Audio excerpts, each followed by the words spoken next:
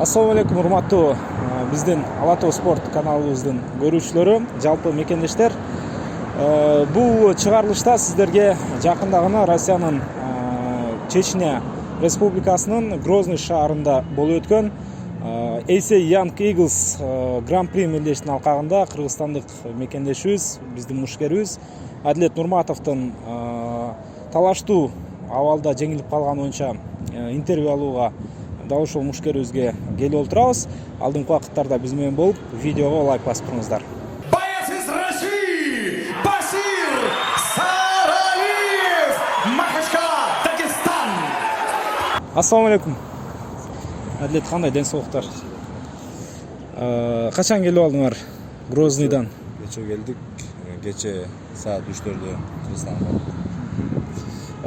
Эми биринчи эле суроо ушул беттеш жөнүндө болсун. Дагестандык мушкер менен ошол AC Young Eagles мелдештин алкагында беттеш өткөрдүң да. Анан көпчүлүк мекендештер, көпчүлүк MMA көрмандары баары тең эле 3 раунддун жыйынтыгында сен утту деген ойдо турган да. Анан кийин эле капыстан калыс бир аз туура эмес чечим чыгарды. Биз дагы күтпөгөн жерден жеңүүчү атаандаштар аталып калды да. Өзүндө кандай сезимдер болду ошол беттеш боюнча? Өзүң кандай пикирдесиң? Негизи бул ушул сетка биздин сетка башталганда 66 салмактагы бүткүл мушкерлердин сеткасы болгондо негизи сопернигим башка болчу да. Анан Станислав Нанаев деген соперник болчу, ал черкес болчу. Анан тилекке каршы ал ушул салмакты кыла албай калып травма алдым деп койду да. Эми аны билбейбиз бизчи. Травма алдыбы же салмакты кыла албай калдыбы. Ал негизи баштаганда аябай громкие заявления менен начинаю охоту деп баштаган болчу алчы. Анан башка соперник. Бул азыркы соперник дагестанец Махачкаладан болот. Бул биринчи айланбада жок болчу да негизи. Буну экинчи айланбадан тыкты. Мана ошол жагы да кичине несправедливый деп ойлойм мен. Өзүмдүн лично жеке оюмда. Анан экинчиден бул судьялардын чечими единогласный решение дегени бул вообще эле мен оюм боюнча глупость да. Анткени мен хотя бы как минимум 2 раундду алдым да менчи. 3-чү раундду возможно алдырып койдум. Или 1-ди, или 3-тү. Но 2-ни явно берген жокмун да.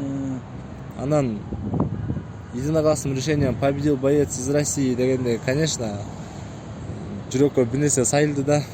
Башкача азыркы сезимдер болуп кетти. Жаман болуп кеттим аябай. Андай негизи мындай нерсеге даяр эмес болчумун да мен. Эми кандай пикирдесиң? Чындыгында уюштуруу тобу бул эми организация дейли, уюм дейли. Чындыгында биринчи айланпада чыкпаган мушкерди негизинен кошпош керек болчу.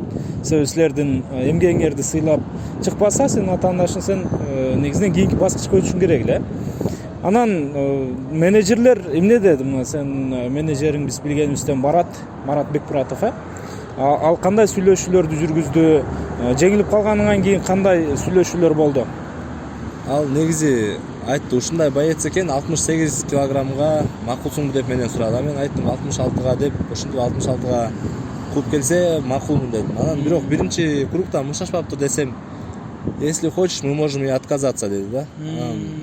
Если хочешь, можем и отказаться десе, мен как-то жүрөгүмө сыйбады ал сөзчү, отказ кылып анан зачем? Андан көрө урушуп койгонум эле жакшы болду да. Анан ушинтип бойду принимать эттик. 66 килограммга соперник да макул болуп, весин до конца кылып келбеди, бирок кылып келди да эми. Ошо жыйынтык чыккандан кийин баягы сен тараптан сени коштоп барган ошол менеджер сүйлөшөт алар мененчи, көпүрө да силерге. Ал кандай баягы сүйлөшүүлөрдү жүргүздү? Балким апелляция жазабыз дедиңерби же балким кандайдыр бир чечимди өзгөртүү жолдорун карап көрдүңөрбү? Ооба, ал ошо Марат байке сразу эле барды ошол жерден эле, сразу недовольствосын көргөзүп барып, ал жактан эми айтса бизде жок деп койду да, мындай нельзя разжаловать уже, решение чыгып калды деп койду да. Азыр дагы эле он старается там, чтобы хотя бы 1-0-1-ди алып салгангачы, поражение чтоб не было хотя бы. Бой несостоявший кылганга. Дагы бирок билбейм, еще каралып атат бул сүйлөмөр дагы.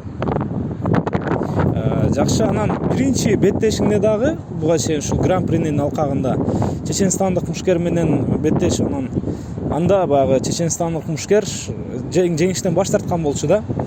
Бул жолку атаандашың менен кийин кездештиңби? Кандай ойдо экен, кандай пикирде экен ал? ооба, бул кездешкен жокмун, бирок кездешейин деп издедим, таппай койдум да. Ал жакта эл аябай көп болуп калды. Таппай койдум. Бирок мага өзү жазыптыр.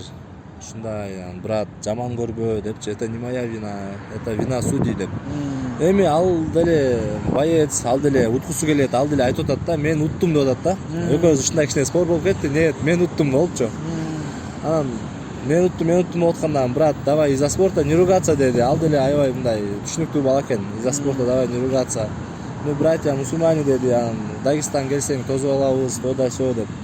Жакшы жылуу сөздөр менен мындай негативный нерселер да болгон жок да. Анан эми ал үчүн ал утту, мен үчүн мен уттум. Ушундай да эми спорт. Ар ким ал жака утуш үчүн кирет. Ар ким өзүнүн пикиринде калат, Биринчи беттешиң жөнүндө да кыскача айтсаң, биринчи беттешиңден кийин ошол мушкер өзү баш тартып койду да. Ал жерде калыстар тобу ал жерде дагы бир тараптуу чечимди чыгарып, сен атаандашыңа жеңиштирди эле. Ошондон кийин дагы сүйлөшүүлөр болду беле? Эмне үчүн калыстар тобу сага мындай туура эмес чечим чыгарган боюнча? Ну, посмотрите, вроде бы 3 раунда, да, много борьбы, но как динамично этот поединок прошел. Поздравляем Адилета Нурмантова, хотя вот мы спешим. Абдурзаков! Шатой Чеченской Республики. Нет, не согласен с этим. Да, даже Эми ошолдо негизи ошондо мен уттум деп уже 100% барыбыз уттук деп атканбыз. Даже соперниктин тренери деле утту деп аткан да. Анан даже судья айтып аткан да, анан тиякта единогласным решением выиграл Шадид Тезе. Ортодогу рефери менин колум көтөрүлгөн да. Он уже был уверен, что я выиграл. Анан менин колум көтөрүп, ал жактан оспорение болуп, ошо все-таки соперник мага берди. Мага бергенден кийин тиги жактын тренерлери да все признали. И даже тиги судьялар билбейм, алар каякта карап турат, знаю, блин, ошондо да чисто обидно болду да, единогласный решение болгондочу. Он бир да жолу туруп, бир тейкдаун кылган жок. Накрывание болуп атты, ударды көп өткөрдү. Жакшы, эми негизинен өзүңдүн баягы карьераң жөнүндө анча-мынча сөз кылсак, качантан бери ММА'де беттешип келесиң? Жаңылбасак, эл аралык аренада ушул биринчи жолу ACA Young Kings'та чыктың окшойт, Профессиональный беттешим ушул эң чоң беттешим ушу ACA'де болду да. Ушул ACA'де уже экинчи кругда болду. Буга чейин кичинекей ареналарда көп уруштук. ВФТен баштаганбыз биз деле, кыргыздардын мушкерлеринде болду. ВФТен урушташтык. Бул жакта ар кайсы организацияларда көп уруштум. Боевой джиу-джитсу болду. Чемпионат мира болгон, кубок мира болгон. Ошолордун баарында урушуп, ушу круговой бойдо көп уруштум. Анан бул ММА'га чейин негизи күрөш менен машыкчумун да. Күрөш менен машыгып, анан бул ММА'га келгениме көп деле болгон жок, 4 жыл, 3 жыл болуп калды.